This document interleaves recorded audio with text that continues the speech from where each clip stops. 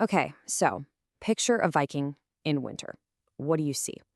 Probably some lone warrior, right?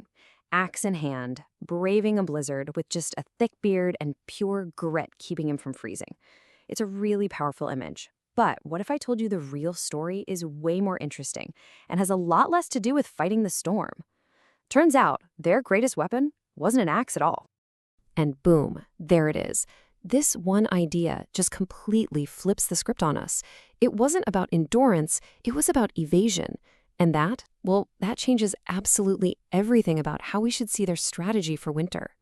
For centuries, we've bought into this romantic idea of the Viking as this unbeatable warrior, someone who could face down not just other people, but nature itself. We imagine them just meeting that brutal, unrelenting cold head on, proving how strong they were against the elements. And this really lays it out, the myth versus the reality. On one side, you've got the legend of brute force. But the reality, honestly, it's so much more impressive. It was all about cleverness, ingenuity, and this really deep understanding of their environment. They weren't fighting winter, they were outsmarting it. So if they weren't out there fighting the cold, what were they doing? Well, they were hiding. And look, this wasn't some act of cowardice. It was an act of pure genius. Their number one strategy was evasion, and they used some incredible engineering to build shelters that let them just, wait out the worst of the winter. And this is the key to the whole thing, the subterranean longhouse. This wasn't just a house, it was basically a purpose-built survival bunker. By digging down into the ground, they tapped into the most reliable source of heat they had, the earth itself, which, stays at a way more stable temperature than the air. The way they built them was just brilliantly simple. First, they dig down, sinking the whole home into the earth. Then, they built the structure inside that pit. And then, and this is the crucial part, they'd cover the entire thing, the roof, the walls, everything, with a super thick layer of turf.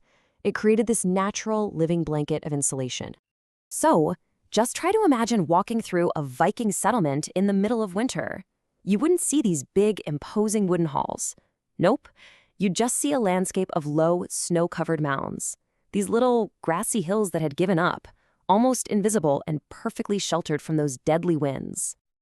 But let's be really clear here. Surviving inside these bunkers, it came at a price. It was a life of major sensory trade-offs, where warmth and safety were the top priority, way above what we would even consider basic comfort. Life inside was, well, it was a mix of huge relief and constant discomfort.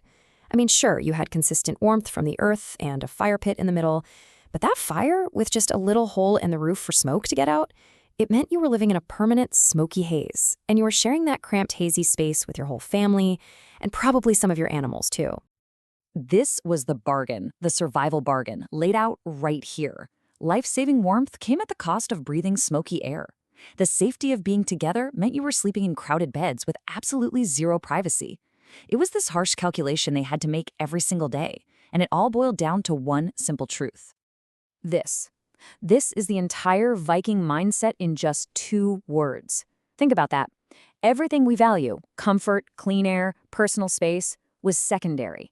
The only thing that mattered, the only thing, was making it to spring. Everything else was just a luxury they couldn't afford. So, we really need to redefine what we mean when we call the Vikings tough. Their toughness wasn't just about physical endurance, it was an intellectual genius.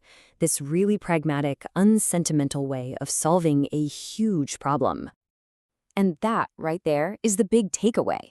Their true strength was in realizing that trying to fight a blizzard is just a fool's errand. So they channeled all that energy into engineering and architecture instead. Their victory over winter wasn't won with an axe, but with a shovel and a brilliant design. And that leaves us with a pretty fascinating question, doesn't it? In our own lives, when we're facing our own modern storms, when is the smartest move not to charge straight ahead, but to just step back, get clever, and design a better shelter?